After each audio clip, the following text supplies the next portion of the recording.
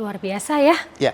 Dan kalau tidak salah, PT CBU ini sendiri adalah perusahaan yang menjadi percontohan pertama ya untuk industri hilir yang mengikuti ISPO, benar nggak?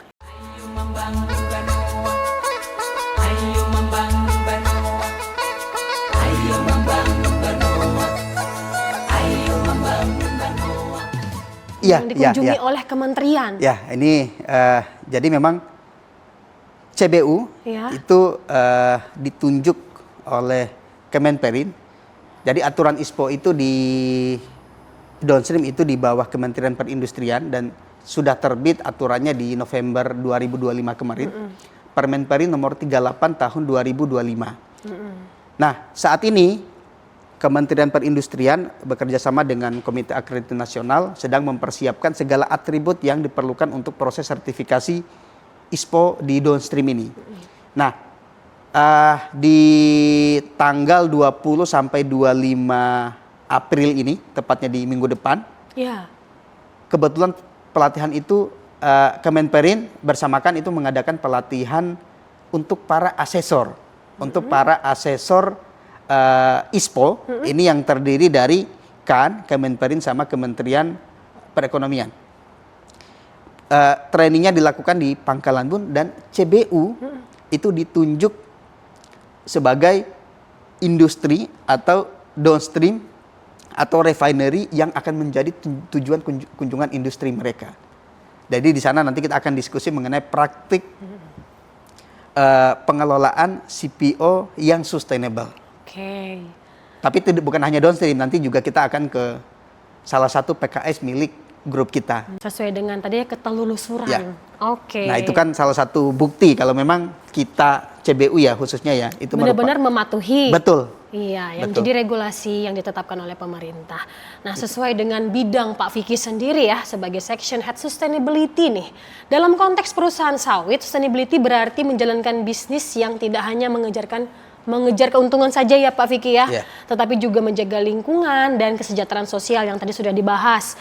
Nah, dalam jangka panjang pastinya ya namanya juga sustainability. Nah, apa langkah nyata yang dilakukan perusahaan untuk menjaga keberlanjutan lingkungan? Oke, jadi memang sekarang isu sustainability itu khususnya di sawit ya sangat besar peranannya ya. Karena kita dituntut untuk menjaga biar usaha ini berkelanjutan. Jadi berkelanjutan dalam hal ini bukan hanya berkelanjutan dari sisi perusahaannya. Tidak hanya untuk cuan-cuan saja. Tidak hanya untuk cuan, tidak untuk perusahaan, tapi bagi masyarakat juga kita berkelanjutan. Artinya apa? Dengan berdirinya perusahaan ini tidak merusak lingkungan. Intinya itu ya Pak ya. Tidak merusak lingkungan, tidak mengganggu aktivitas-aktivitas yang ada di masyarakat. Misalnya apa? Dengan adanya perusahaan ini muncullah misalnya pencemaran lingkungan. Nah, itu yang kita hindari. Nah, yang saat ini yang kita lakukan, yang pertama kita memang memastikan bahwa seluruh limbah produksi kita itu dikelola dengan baik. Kita punya unit WWTP, Wastewater Treatment Plant sendiri, dan itu sudah output dari limbah tersebut begitu kita lepas ke lingkungan itu sudah sesuai.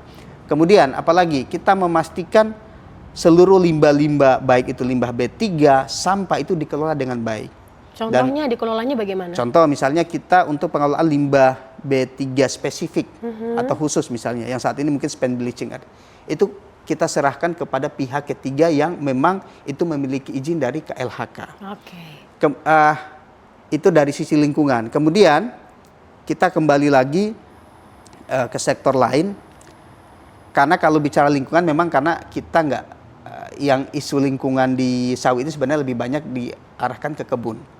Nah, peranannya CBU saat ini kita memastikan bahwa CPO yang masuk ke CBU itu bebas deforestasi. Bebas deforestasi. Artinya kita mendukung bahwa memang tidak ada lagi pembukaan lahan-lahan deforestasi hanya untuk memperluas lahan kelapa sawit. Dengan cara apa? Satu, kita begitu ada supplier baru masuk ya, supplier CPO yang baru masuk ke kita, kita akan langsung minta komitmen mereka dan berapa nilai agregat no deforestation mereka. Jadi total saat ini kalau dikasih skor, agregat no deforestation kita itu sudah di angka 85% ke atas. Artinya apa? 85% supplier kita atau CPO kita, bahan baku kita itu sudah menggunakan lahan-lahan yang bebas deforestasi. Dan tantangan kita di sini ialah masih ada gap 15%, itu yang terus nanti ke depan kita akan kembangkan. Yang kedua, dari sisi bukan hanya deforestasi, kita juga menghindari sawit yang berasal dari supplier-supplier yang membuka lahan gambut. Ya, karena ini nanti isunya ke emisi. Nah, total case-nya juga sama dengan deforestasi tadi. Total untuk yang lahan gambut ini, skor kita CBU sekarang sudah di angka lebih dari 90%. Artinya apa? Total CPO bahan baku yang kita gunakan untuk menghasilkan produk-produk kita itu berasal dari kebun-kebun yang 90% sudah tidak menggunakan lahan gambut. Bukan di lahan gambut. Nah, itu mungkin kontribusi kita terhadap lingkungan. Dan kedepannya kita juga sudah intens nih akhir-akhir ini kita kolaborasi dengan bagian CSR kita. Kita akan melakukan beberapa kegiatan untuk mendukung lingkungan, yaitu penanaman pohon. Reboisasi. Iya, atau pemuluhan ekosistem. Dan ini yang sedang kita rancang programnya. Dalam waktu dekat ya Pak Vicky ya? Insya Allah dalam tahun ini. Dalam tahun ini. Jadi banyak program-program dari sustainability yang memang memperhatikan lingkungan. Bahkan kalian ini kalau di perusahaan mungkin kayak polisinya kantor ya, ini kamu tidak patuh. Kamu tidak patuh, kamu harus begini, kamu harus begini. Jadi kalian tuh kayak ditakuti ya sebenarnya, karena kalian harus patuh dan wajib dengan regulasi yang ada ya Pak Vicky. Karena tugas kami memastikan bahwa memang perusahaan itu tetap sustainable, berkelanjutan, salah satunya kita patuh dan taat terhadap seluruh regulasi yang ada. Makanya ya mungkin mohon maaf kalau di lapangan kita agak sedikit-sedikit galak, sakle gitu ya. Karena memang itu yang harus dilakukan. Tidak ada toleransi Tidak ada toleransi. Oke, luar biasa sekali ya Pak Vicky. Nah, berarti itu juga yang tadi sudah kita singgung ya, seberapa penting sertifikasi RSPO. Kalau tadi ISPO, ini kita mau bahas RSPO nih. RSPO kan lebih ke internasional ya, bagi industri sawit. Apa itu seberapa penting? Karena kan RSPO kan sukarela ya sifatnya ya. Benar nggak sih Pak Vicky? Betul. Boleh dijelaskan nggak supaya kita juga menambah pengetahuan di sini?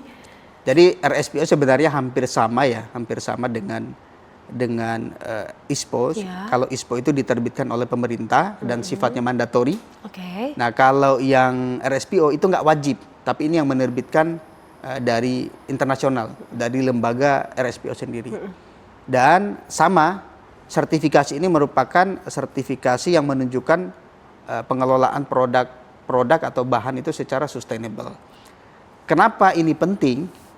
Karena buyer luar khususnya atau stakeholder luar itu sangat konsen terhadap sertifikasi ini, karena kita dianggap sudah melakukan pengelolaan tata kelola sawit dengan baik kalau kita sudah sertifikasi RSPO ini.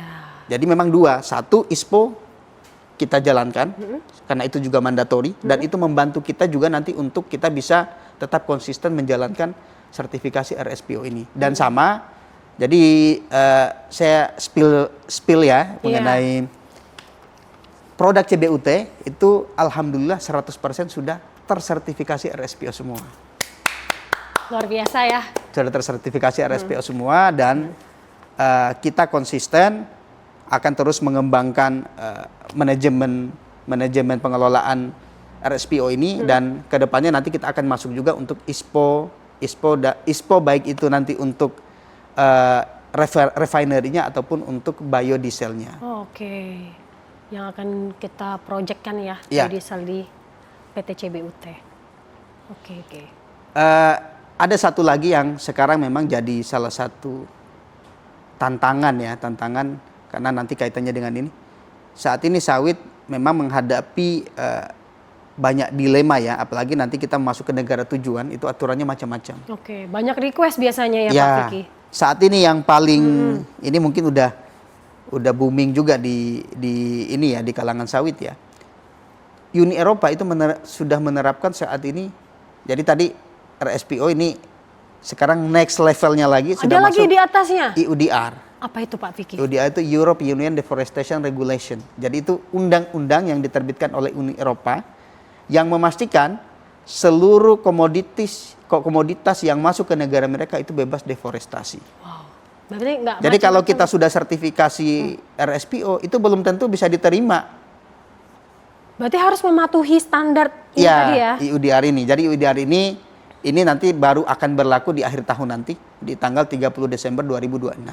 Cuman memang ini sudah booming nih karena akan menjadi salah satu challenge. Jadi yang diatur di IUDR itu ada 7 komoditas. Apa saja itu? Nah, 5 komoditasnya ada di Indonesia. Tentunya sawit masuk, Masuk ya. kakao, kayu, karet, sama coklat. Oke. Berarti nanti ke depannya Ada 5 komoditas yang memang kita harus bisa membuktikan diri bahwa produk yang kita hasilkan itu tidak berasal dari deforestasi. Mungkin nanti ini kayaknya ada part sendiri, Oke. Mbak, yang kita akan Iya. lanjut diskusi untuk Karena part luas IUDR sekali ini. ya. Karena juga kan sawit kita ini tergantung dengan permintaan pasar di Eropa ya. Iya, iya. Luas sekali untuk permintaan minyak kita ini ya. Produksi dari turunan PT CBU ini sendiri.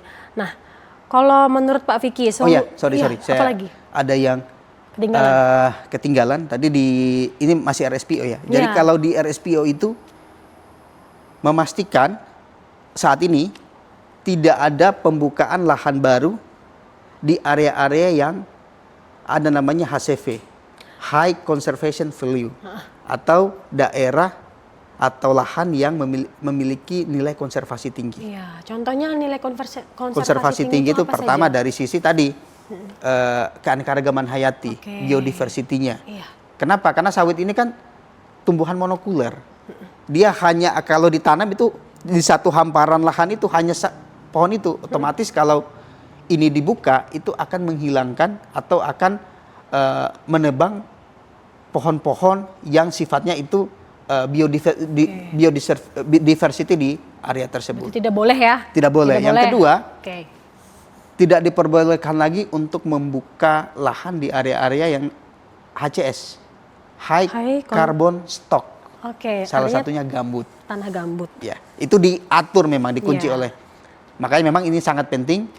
Sebenarnya ini merupakan sertifikasi, tapi ini juga merupakan dorongan bagi kita pelaku sawit untuk memperbaiki tata kelola sawit ini dan mendukung program sustainability. Oke. Gitu. Ada lagi Pak Vicky? Cukup kayaknya Berarti untuk part itu ya. Kita benar-benar menanam yang benar-benar lokasinya yang sudah ditetapkan, tidak boleh sembarangan. Karena Ya. kita tahu di Kalimantan ini terutama ya, kebanyakan lahannya lahan gambut. Ya. Jadi tidak sembarangan kita untuk menanam pohon sawit ya Pak Vicky ya. PR besar memang untuk rekan-rekan kita yang ada di upstream. Oke, solusi dan yang menjadi rencana perusahaan kita ke depannya Pak Vicky. Kira-kira menurut Pak Vicky apa nih dari PT Citra Borneo Utama terkait dengan keberlangsungan industri kita?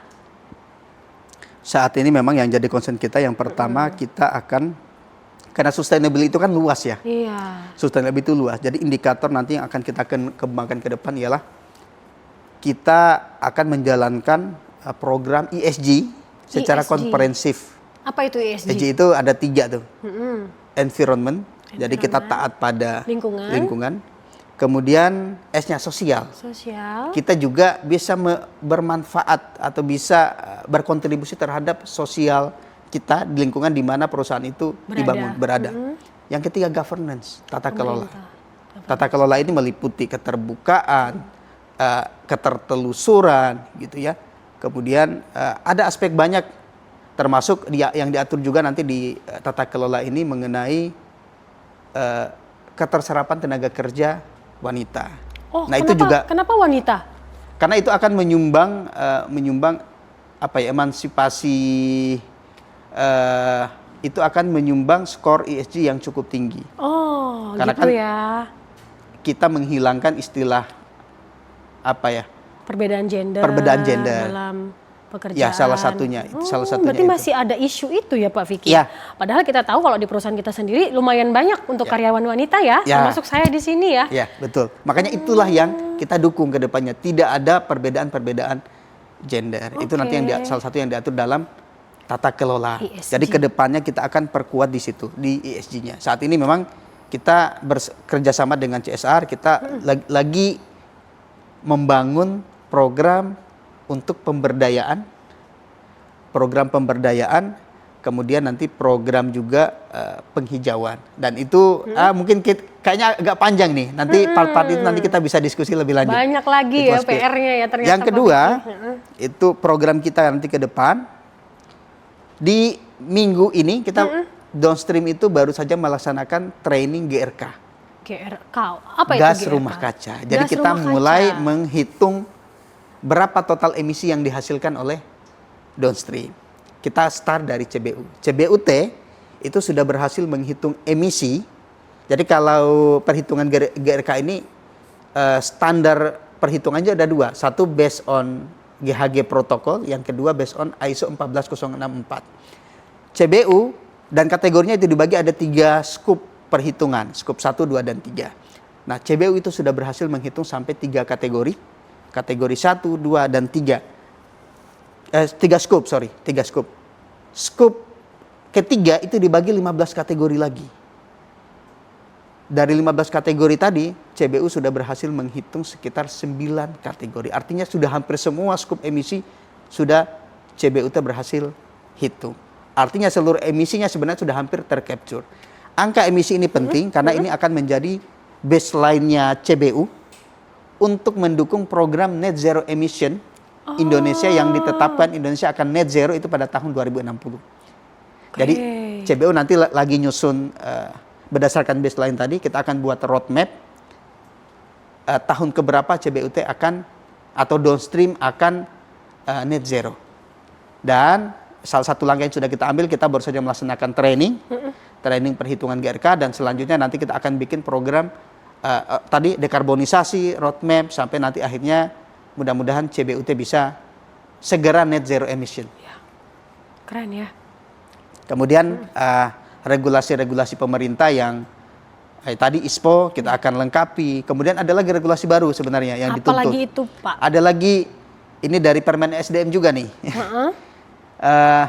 Bagi pelaku usaha pengguna energi ataupun penyedia energi itu sudah harus wajib mengelola namanya sistem manajemen energi. Sistem manajemen energi. Ya, sistem manajemen energi juga arahnya ini nanti ke mendukung program net zero tadi. Jadi kita diarahkan untuk melakukan program efisiensi dan efektivitas dari penggunaan energi. Walaupun kita bisa menghasilkan listrik sendiri ya Pak, kita kan punya power plant ya. Iya. Tetap kita harus hemat ya Pak. Dan power plant kita, ingat, power plant kita juga itu sudah menggunakan cangkang. Wow, jadi memang Sudah semua biomas. hemat energi banget ya. Semua ampas-ampasnya pun kepake ya. Iya. Dari sawit Itulah itu sawit sendiri. itu salah satunya menjadi ekonomi sirkular. Semuanya bisa digunakan. Iya. Luar biasa sekali rekan-rekan pembincangan kita pada pagi hari ini. Mungkin kita punya waktu lagi untuk di lain kesempatan Pak Vicky, sepertinya sangat menarik untuk membahas tentang perkembangan industri hilir sawit khususnya ya. Nah, sebagai penutup saya ingin lempar pertanyaan untuk para Sobat CBI Podcast. Menurut kamu, apakah mungkin industri sawit bisa benar-benar berkelanjutan atau memang selalu akan ada trade-off antara ekonomi dan lingkungan?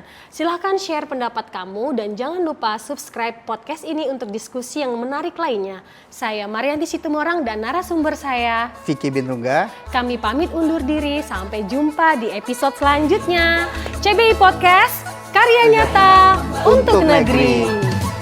Bumi pertiwi terbentang luas, menanti uluran tangan kita, semaikan benih-benih unggulan, tumbuhkan hasil bumi bersada, berbekal tekad dan penuh semangat, berkarya bagi negeri tercinta, membangun